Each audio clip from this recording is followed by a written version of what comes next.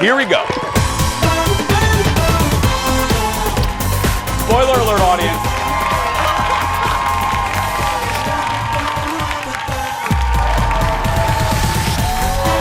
Hi, everybody.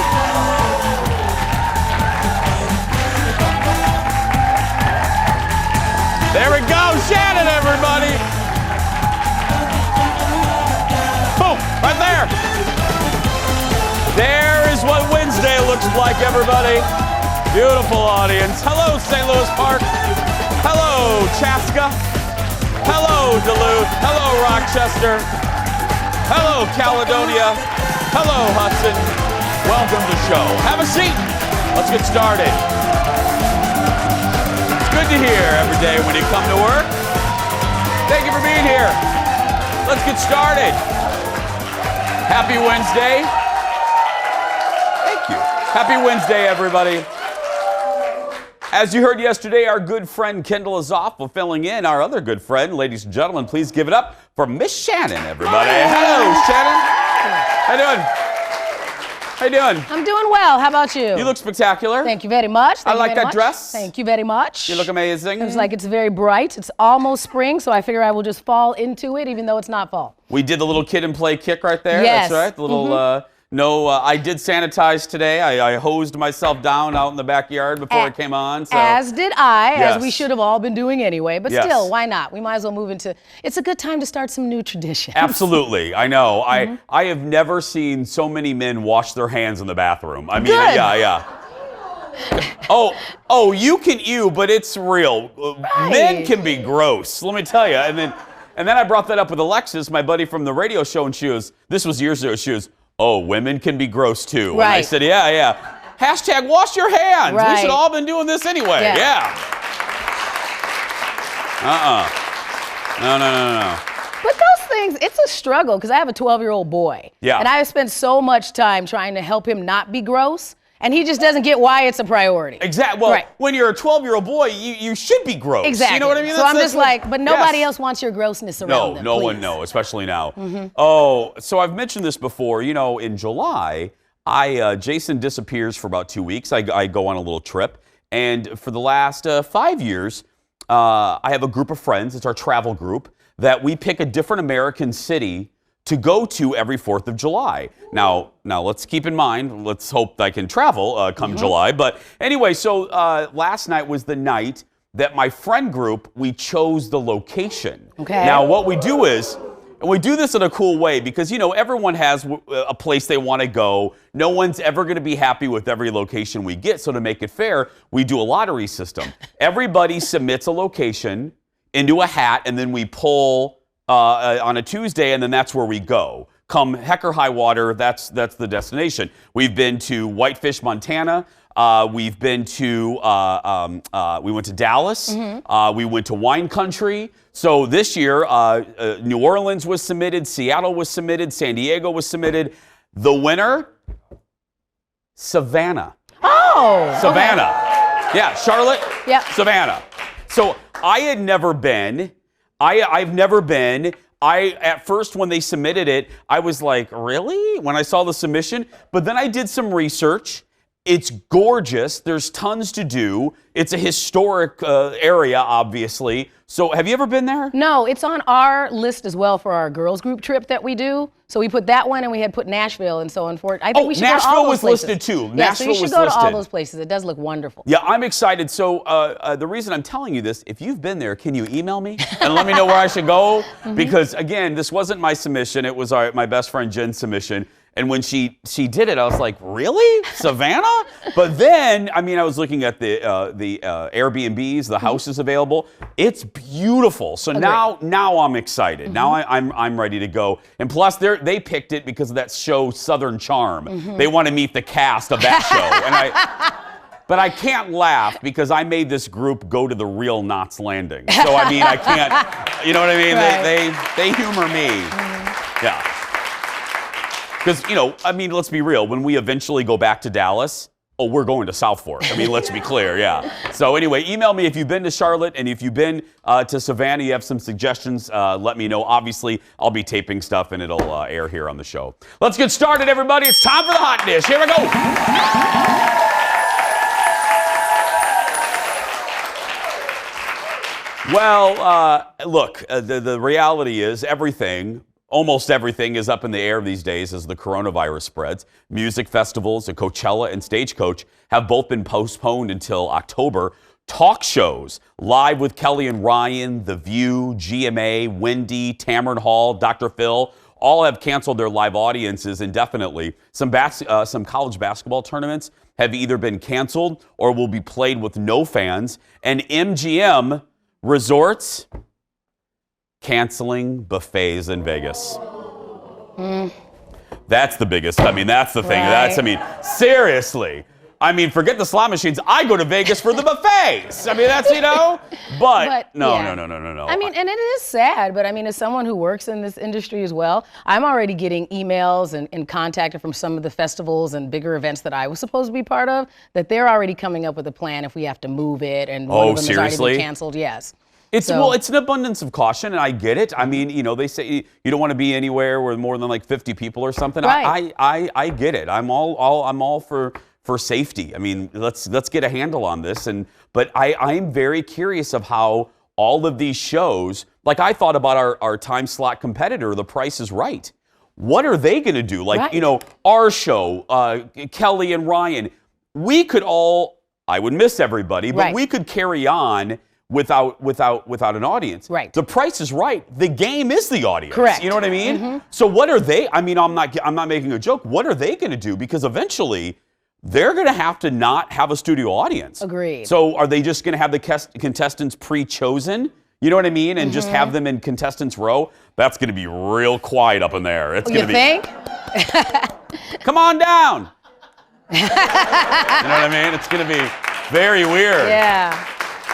It has, I mean, I don't think any of us were thinking that it would. I mean, if you looked at the layout of last year before all this hit, we were looking at a really good 2020. Like, there were a lot of fun things that were on the schedule, and it's amazing how quickly a lot of these things are having to wind down and figure out what they're doing. And I think a lot of it is they have to start making decisions now, even if they seem like they're 6 months out, because otherwise contracts come due, and then they'll end up losing more money. I just hope, and I was discussing this, and we're going to move on. I was discussing this with my buddy Jeff.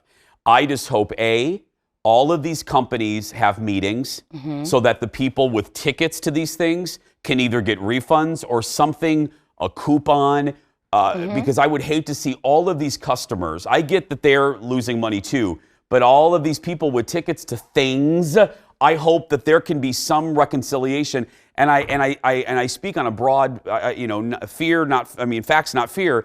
I think of all the small businesses too, restaurants and all of these places that, I think they said if there's any type of economic downturn, it's going to be what I think they refer to it as a C, which means hopefully we'll bounce back quickly. But some local restaurants and bars and stores and boutiques may not. So my point is, if you can and be safe, support your local businesses. You know what I mean? Right. Do it in a safe way, but support your local stores. And I worry about that. I know a lot of entrepreneurs, and I hope that we can, in a safe way, still support these businesses. Next in the dish, Brad Pitt is on top of the world these days. He's fresh off his Oscar for Once Upon a Time in Hollywood. I still got to see that movie. And when you're the man in Hollywood, you turn to one place. HGTV. That's right. Shocking, I know. Brad's going to appear in a new show with the Property Brothers, I'll get to that in a minute, called Celebrity IOU. Look at this. Drew and I are honored to join these celebrities to give the gift of home to the special people who have touched their lives.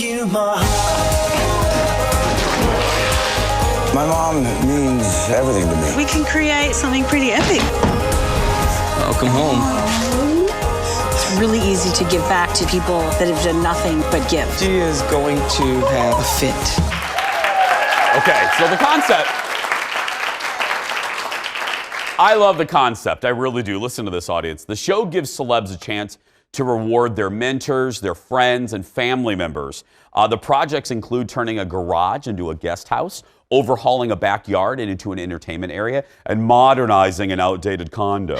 Joining Brad, you saw that, Melissa McCarthy, Viola Davis, I love you, Rebel Wilson, and Michael Bublé. So, okay. I love this idea. I absolutely love this idea. Because imagine if you were Brad Pitt's theater teacher, and that's your biggest claim to fame is that you were Brad Pitt's theater teacher. Yeah. This is great. Come back and put me on the show. I love this idea. I'm excited to watch this one. Okay. Why don't you like it? I love the concept. I would do this in a heartbeat. Yes. I would buy my mom a farm. Right. I would buy my third grade teacher, Mrs. Freeze, whatever she wanted. Yes. Does it have to be hosted by the Property Brothers? Oh, yes. Oh, stop it. Because here, no, spread the wealth. Spread the wealth. They host 18,000 shows on that network. Give it to Brad and Heather Fox. Let somebody else. Okay. My point is, Shannon. I understand what you're saying about how we want to give people a leg up. But real talk, you know they're going to try and put a celebrity with a celebrity. That's just the way it works. There are other celebrities on HGTV. Oh. What happened? I like it when you get squeaky. When you get squeaky. My voice is a little Peter Brady there, but anyway. Give it to somebody. There's a lot of great hosts on that network. They host every show on that network. For a good reason. Says the man with 3 shows. Right. We'll be right back, everybody. Back after this.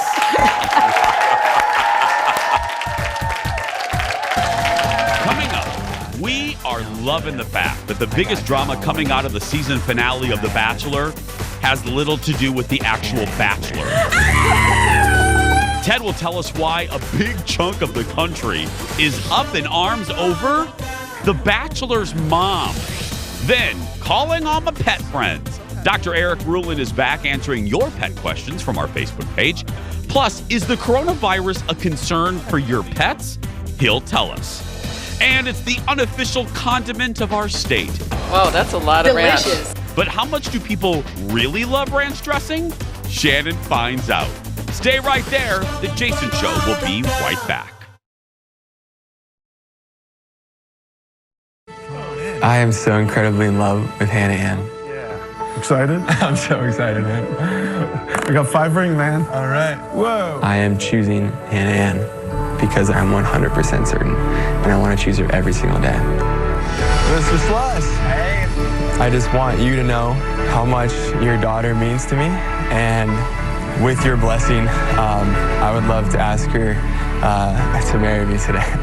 I 100% trust Hannah's decision, and we want to give you and Hannah our blessing.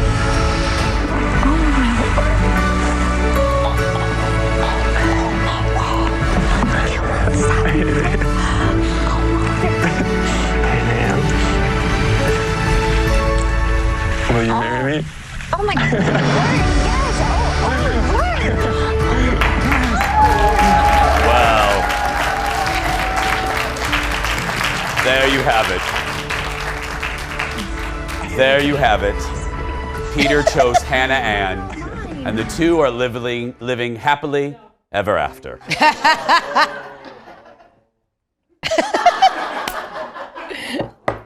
No, they're not. All season, we've been promised a dramatic finish to the end of The Bachelor, and last night, finally, all of those dramatic statements came true. And that means, once again, it's time for America Loves Ted. Joining us from Bachelor Nation headquarters / our control room is Bachelor Nation President Ted Johnson. Good morning, Ted. Good morning. Okay, Ted, now the audience and I, are we being tricked here? Everything looks magical. Peter picked Hannah Ann. It's all over, right? That's what they want you to think. Okay. No. I thought the same thing about 45 minutes into the show. I said, oh no, we've been promised drama. They delivered. But let me go back a little bit and kind of set the scene for what we're dealing with here. We've got Madison and Hannah Ann. Hannah Ann's the one he proposed to right there. Madison is the one he fell in love with and wanted to propose to, but he dumped her. Or she dumped him. She dumped him, I'm sorry. She dumped him, and then he goes, okay, I guess Hannah Ann will do. Hannah Ann was plan B. So again, Madison, he's head over heels. Head over Nutter, heels. Butters, love her. She's like, not so much, dude. Yeah. He has to come back with his tail between his legs. He goes into the outback with a kangaroo, pulls a ring out of a marsupial's pouch, gives it to the backup, which is, excuse me, but she's the backup, Hannah Ann, And Hannah Ann says yes. That's where we are, right? That's where we are. And remember, Peter's mom did not want Madison. She wanted Hannah Ann. Got it. And remember, Peter's mom is very emotional. Very emotional. Okay, now audience, for the rest of the segment, listen to Ted carefully. Barb, Peter's mom, loves Hannah Ann. Loves and can't stand Madison. So, we have Barb's reaction to Peter telling her he chose Hannah Ann. Leo? On the last day in Australia, I got down on one knee and I asked Hannah Ann to marry me.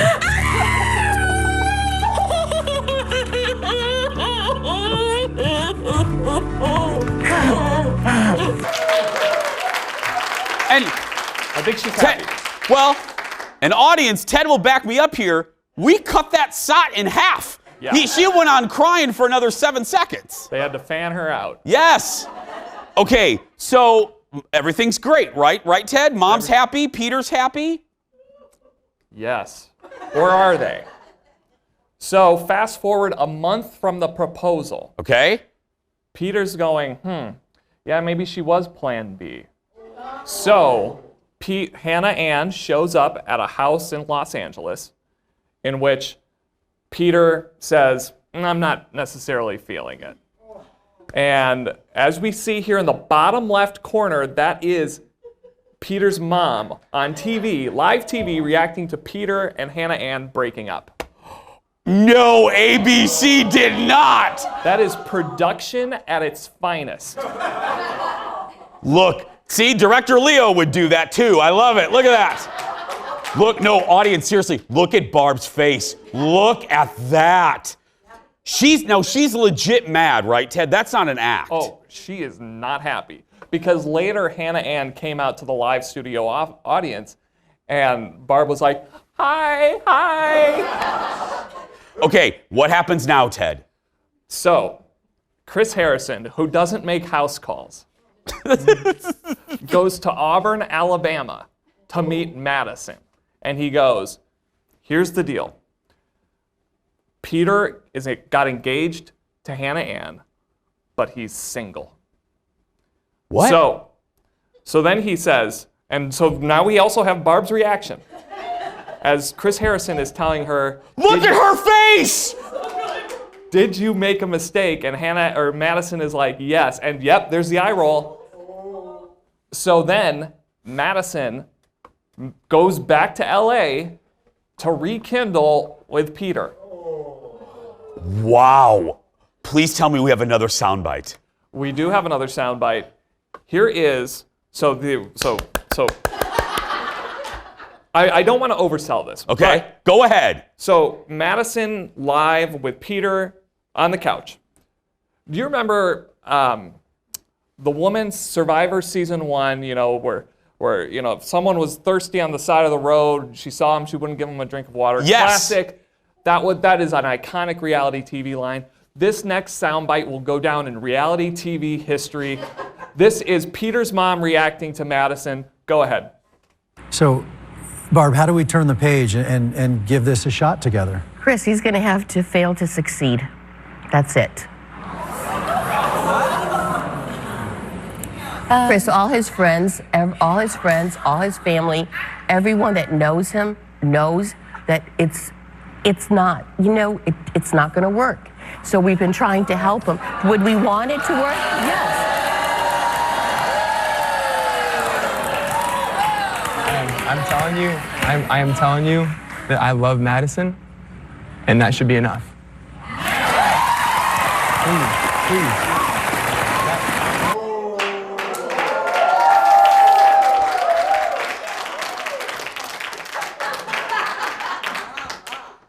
That is horrible. Yeah. I'm not kidding. That is, I wish I could just be funny and snarky. That is awful. I'm sorry. I'm not in the habit of busting on moms. I love my mom. That is an awful, as a son, that is an awful, awful, awful thing to do to her son. And embarrassing for that young lady. I don't care how it turns out. And I mean, why would Madison want to be a part of this family? Why would you ever go to, I would never go to a cookout. I wouldn't go to Christmas. I wouldn't go to Arbor Day at her house. And that, and Barb, she said a lot of other things too. So I mean, that's not the only soundbite. There's several others. And she said she's been getting a lot of love through her DMs. I think those probably stopped. Well, okay. This has got to be my favorite Bachelor segment ever. I am telling you. Ted, thank you so much. Another great season. Ted, everybody.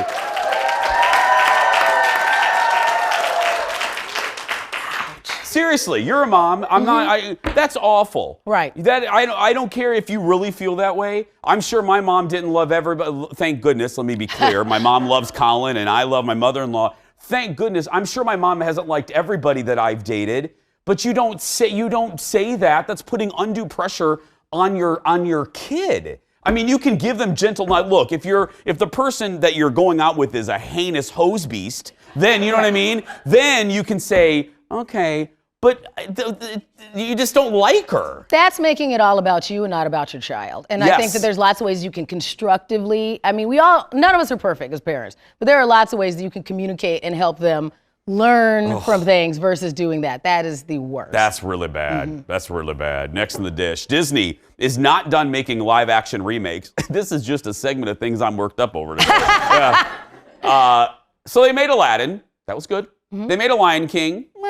Well, no, they both were really successful. Mulan is coming to theaters next month. Looks fantastic. I'm excited for Mulan. Mickey Mouse is turning its attention to another classic, Peter Pan. Disney has already cast the main characters, including Wendy, who will be played by Ever Anderson, and Alexander Maloney. Maloney will play Peter Pan. I don't know who they are. Both are relatively new to the big screen. Alexander is the voice of Claude the dog in the Disney animated series Claude. Thank you, Eric. Ever is set to play a young Scarlett Johansson in the upcoming Black Widow movie. Okay, great. I'm happy for these kids. I love when people get a good first break. We do not need another incarnation of Peter Pan. We've had 8,000 of them. None of them, the only thing that was halfway decent was Hook. And in that movie, Julia Roberts had a horrible haircut. And then you had that horrible NBC musical with Christopher Walken as Captain Hook, still scarred by that. It's a creepy story. We don't need this. We don't need another live action Peter Pan. As 40-something-year-old people, we don't need it. 30-year-olds need this.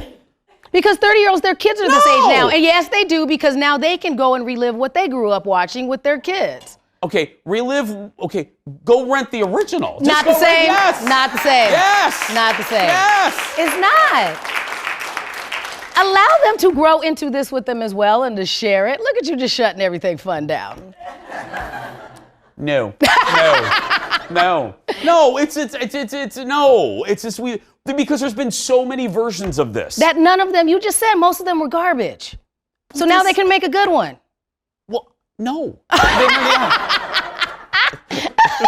No, it's gonna be, no, it's not gonna be good. Pretty, they are good wire weird. work. The story is weird. A fairy flies into a kid's bedroom in the middle of the night and takes the kids on a flight. That's weird. Now Peter Pan would get arrested. Yes. Still ahead, everybody. Tinkerbell, I love you, though. I'm just going to say, yeah. Just saying.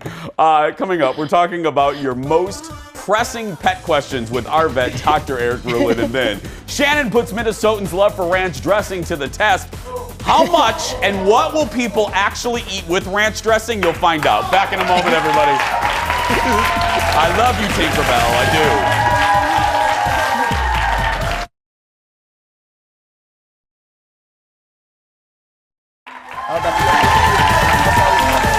Welcome back.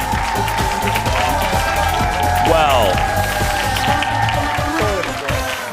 I said this on the top of the show, staying healthy is on the minds of everyone right now, and that includes keeping our pets healthy. From coronavirus to dog park etiquette, it's time to talk pet health. Joining us now is our veterinarian, give it up, from the St. Paul Pet Hospital, Dr. Eric Ruhlin, everybody. Hi. I'll just bottom line it. Is coronavirus something that we should be worried about with our dogs? No. No. Not at all, Jason. So, good question, but dogs and cats have their own coronaviruses already. They already have their own. Every species has its own. There's coronaviruses, there's a whole family of them. So, no, we shouldn't be worried. There was one dog that was isolated in Hong Kong, but the issue is with COVID-19, but it is not a transmissible zoonotic disease, so people shouldn't be worried. So no warning sign, nothing, no. Okay. Don't worry about that, no. Out of all the things to worry about, we do not. Thank you. We don't have to worry. We don't have to worry about that. I could get into all the nuance of it, but I won't. No. I will spare you and the audience and all our viewers. We have enough to worry about. So yeah, The Bachelor, that Mama finale Barb. Was last night. Yes. The finale was last night. Yes. Okay, let's talk dog park etiquette. Yes. Because I went off on this in my own apartment building because people take their dog out not on a leash, and it drives me nuts. Yeah. But let's talk dog park etiquette. What should people know? Well, a couple things. The dog park is not necessarily an area to just shut off for a half an hour and just unleash your dog and get going and let him go crazy. Probably every couple weeks, I would say once a week, we are fixing up and stitching up dogs that are either bit or that have punctures or that get in little dog, big dog, or dog fights that happen at the park. Once a week? Oh, at least, yeah. Yeah, I would say once a week we see dogs for punctures from dog parks. Oh my goodness! But the thing is, I know I've said this before, Jason. That dogs don't fight with their fists; they use their mouths as a tool. And a lot of times, if they get in a skirmish, like every one of us has been in a disagreement before where things have get a little heated or whatever, and we can usually rationalize them. But dogs don't do that. So even the nicest dog in the world gets pressured or gets cornered by 3 other dogs, they might lash out, or another dog might do that. So having owners, if you know your dog well and know, and I'll back up, dogs usually at a young age, before 6 months of age, learn to use their mouth as a tool. And by that I mean as a way to get away from a situation. And it seems like dogs either break over and will do that, or they just don't. And if you got a dog at 2 or 3, you've never seen the dog ever even use its mouth to bite or anything.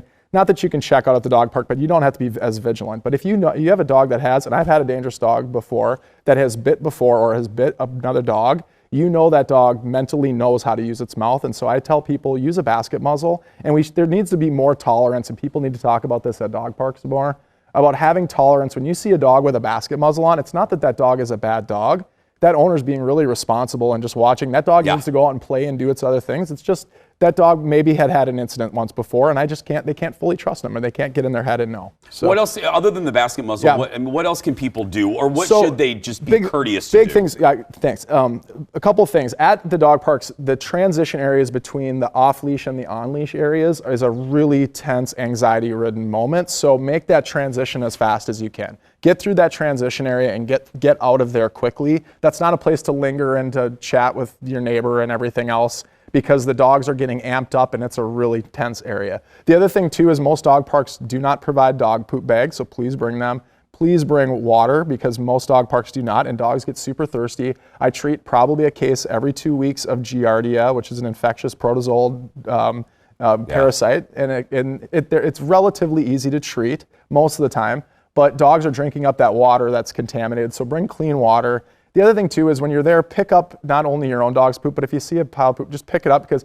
your dog might slip behind the corner and you're a good owner and your dog pooped and you didn't even see it. Yeah. And so when I always tell people, not only pick up your own dogs, but pick up if you see one. If everybody did that one time, our dog parks would just be a lot cleaner. Yeah, I am always amazed at, and I'm just going to be blunt, at the pure laziness of people that do not, aren't you audience, of that are, because I firmly believe if you are too lazy to pick up I'm being blunt, their poo, you are too lazy to own a dog. I 100%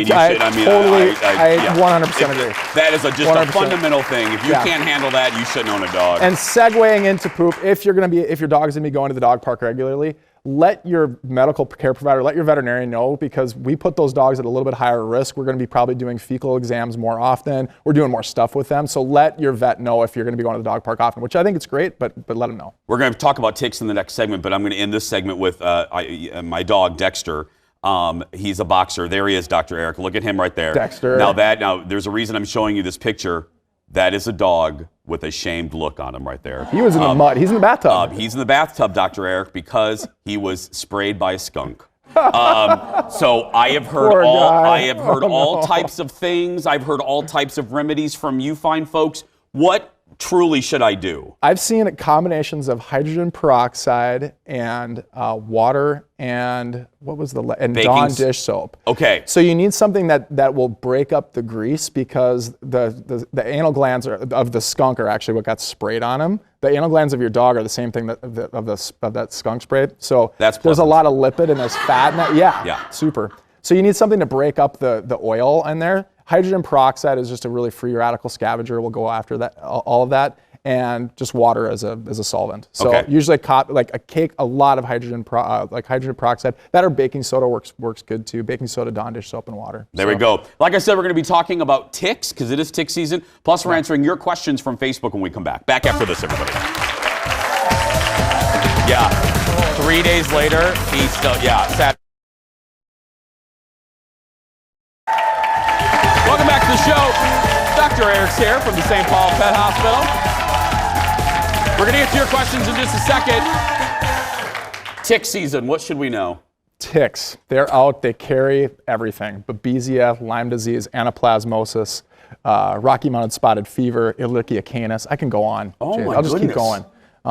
Just dropping some mic knowledge on this. Thank you, I appreciate that. I forgot, I have to give a shout out to my son, Oh, Bowden. yes. He's at school because St. Paul Public Schools are on strike, so my son Bowden is at home. I have to give a shout out to him and to the Page family. They're probably watching. So Because as you may know... Hey, guys. Yeah. Because usually when Dr. Eric's here, he brings a certain butter dog that is not here today. Butter's at boarding school. She's at boarding school today. Yes. She's getting trained. Yes, she will. So yeah, ticks. We're seeing nymph ticks that come out this time of year. They're the little ones. You see a lot of little ones. People confuse them for deer ticks. Right when the frost starts to come out, and we're going to start seeing them very soon, if not already this weekend in the southern-facing exposures. So get a flea and tick preventative on them.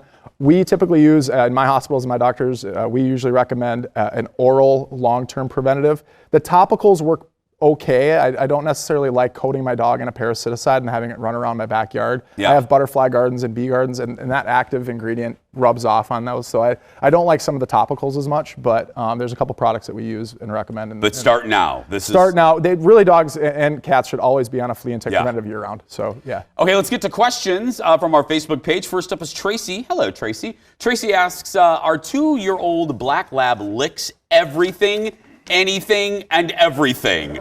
Is this a nervous condition, she asks? Typically not. If they've started it when they're that young, so puppies and I think she said it was 8 weeks.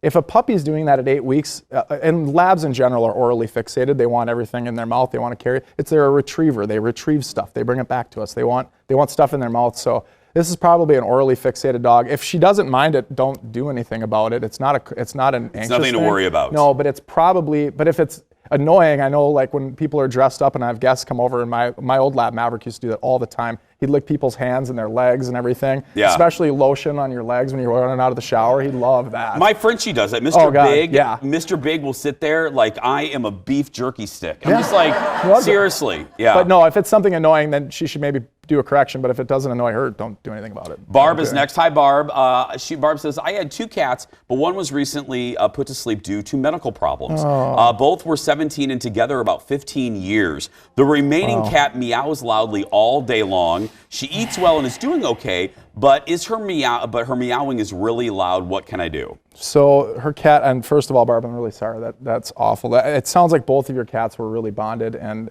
that sounds like classic separation anxiety. I mean, that other cat, outside of introducing a new cat, because cats are social pack animals. People forget cats are not isolated, solo, we think that, but that's not true at all. Cats are pack animals just like dogs. And so introducing either another kitten or an adult cat, which you've got to do that slowly, or getting that cat potentially on an anti-anxiety medication for a short period of time to get over that. Barb, sorry, sweetheart. Yeah, that's I'm awful. sorry. It's just awful. Teresa is next. Hi, Teresa. She says, I just got my 3rd dog. My other 2 are disgusted with me for bringing him into the house. I love this email. How long does it take for the other dogs to finally accept the new one? Usually 3 to 4 weeks, but they may not ever. If there's people that I meet that I don't like right off the bat, and I'm never gonna like Yeah. them. You know, so I know the feeling. Yeah, no, Teresa, I'm that's sorry. that's a tough one. That's a tough one. It might take some time. So Really? yeah. I have no good hard and fast answers for you there. Okay, I was gonna get a third, but now I'm not going to. Give it up for Dr. Eric, everybody. For more information, head to stpaulpet.com. Still ahead, Shannan hits the mall to see how far Minnesotans' love of ranch dressing will go. That is next when we come back. Back after this. Just kidding, not getting a... Welcome back, everybody. Our beautiful audience. Welcome back.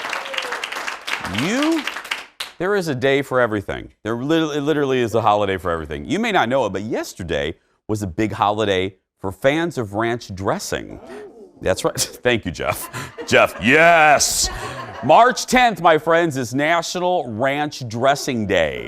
Yes. I think it's the whole month, too. I think this is in some circles, it's the whole month. But people love it so much, they could literally celebrate ranch all year long. From salads to chicken wings to pizza, Minnesotans are known for putting ranch on, well, basically anything.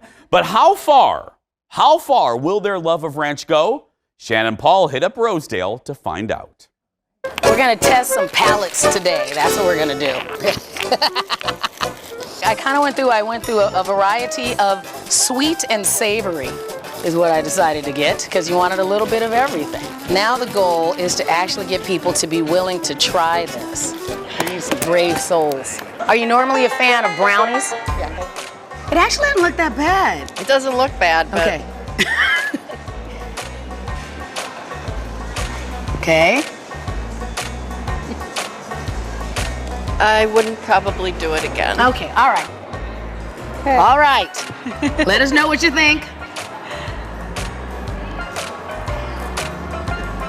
It tastes like ranch dressing. Okay. You know what, then that means that the strawberry jello is a good medium for the ranch. Correct. Would it be my go-to Okay. combo? Probably not. Try the chocolate cake or the Vienna sausages. I would like the Vienna sausage. Oh, you are my kind of person. Here we go. Wow, that's a lot of ranch. Delicious. All right. What do you think? Absolutely delicious. Ah, I'm excited to hear that. We were wondering. No, okay, all right. Definitely wouldn't do that combination at all. Jelly beans and ranch dressing. Well, do you think maybe it was just the wrong flavor? Well, it could be because I had cinnamon. Oh, coming in there on a little French toast for you? That's not working Not for a you? good mix. Not a good mix. Okay, what do you think? I don't mind it. You okay? See, that's good to know. Oh, no. No? No? What do you think? You look like you're okay with it. That kind of works. Okay, good to know. I'm gonna give it a nice swirl for you. Ooh, look at that. No, that's No. never done. No, chocolate cupcake and ranch, no, that should never be done again. Yeah, and I'll eat pretty much anything. But not that. No. Oh, I need to go get some water. You can go or get some water. something. Yeah. I was gonna Thank say. you. You're welcome. That's not acting. He's really running to the restroom to take points his mouth. I thought we should do at least one beverage, a ranch iced mocha. Here we go. You ready? That's like a half a bottle. Oh, it came out chunky. To your health. Ready?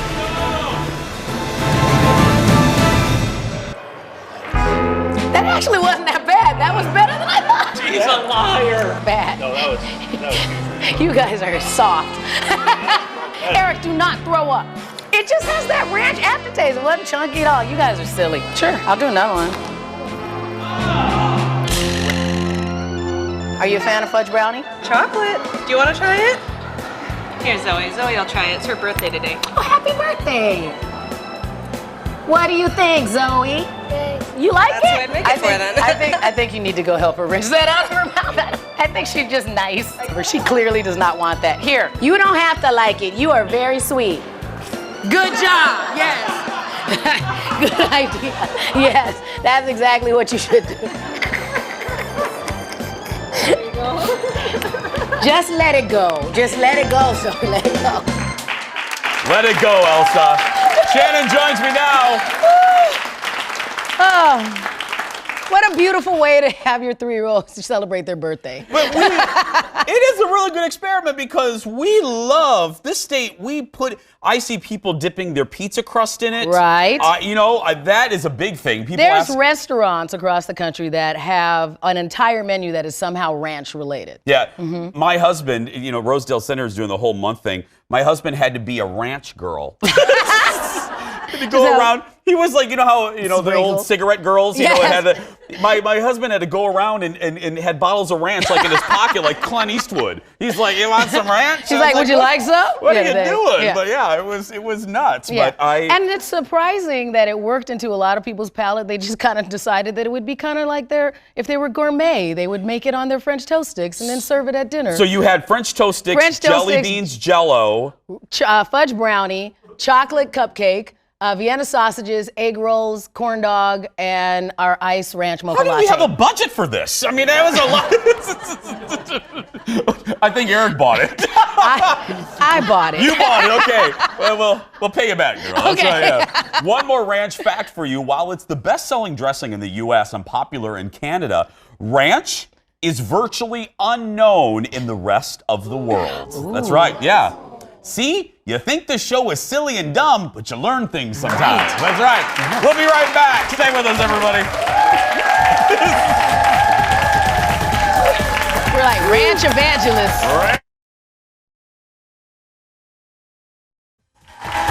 Welcome back, everybody. Our beautiful audience.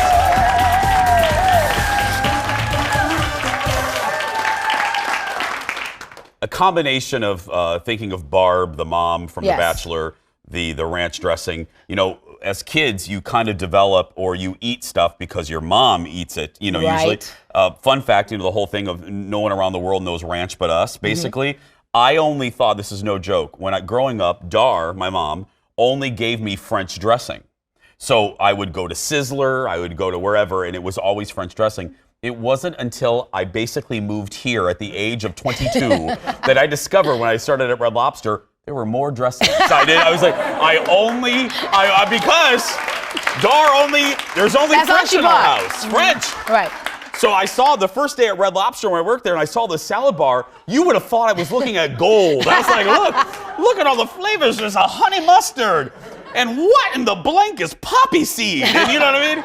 Well, is there other foods that you've decided to try now that you're an adult that you hated when you were a kid? Because I've been doing that because I'm like, it was probably just my mom cooked it in a weird way and maybe I like it now. Brussels sprouts. I hated Brussels sprouts. Now I will eat Brussels sprouts all the time. Yeah. No, we used to at Red Lobster because we would have quick breaks. We would don't tell Red Lobster, but they'll fire me. But anyway, we would take the ranch dressing and pour it over the Cheddar Bay biscuits and that would be our lunch. Yeah. That was real good, girl. The pinnacle of health. We're going to take a break. We'll wrap things up after this. Stay with us, everybody. It was real good.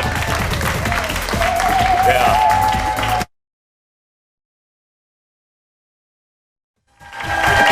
Welcome back, my friends. Welcome back. Shannan joins me. We have about a minute talking about another Minnesotan thing that's very Minnesotan, and I didn't know about it until I moved here. Snicker salad. Aaron, right? You guys were just talking about it? What's that? Snicker salad are green apples, Cool Whip, vanilla pudding, and Snicker bits. Oh, no.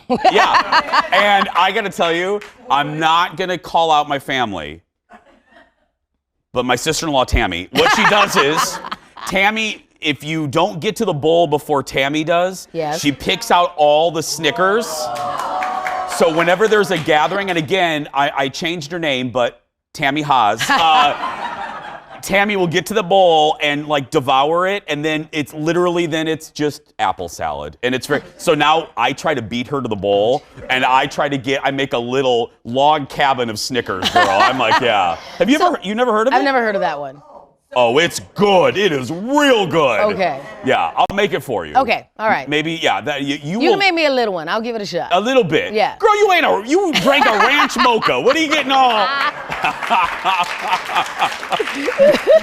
Don't get all picky. You were eating ranch I need a dressing with sample coffee size. beans. A sample size. Do you have any gigs coming up real quick? We got to go. But. Actually, I have a really fun one. I'm going to be performing a late night show at the Hot Comics in New Hope on March 21st, my birthday. There so we you can go to go. my website, MissShannan.com, Miss Shannan with an A. There we go. Tomorrow on the show, Leslie Miller will join us, and we'll be pairing St. Patrick's Day food and wine. Plus, will our local Bachelor, Chris Fine-Love, producer Ted will give us a recap of tonight's production of The Bachelor live on stage. That's going to do it for us. If you're watching and you're a kid that's being bullied, go out there and be yourself, because nobody can tell you you're doing it wrong. Bye, everybody.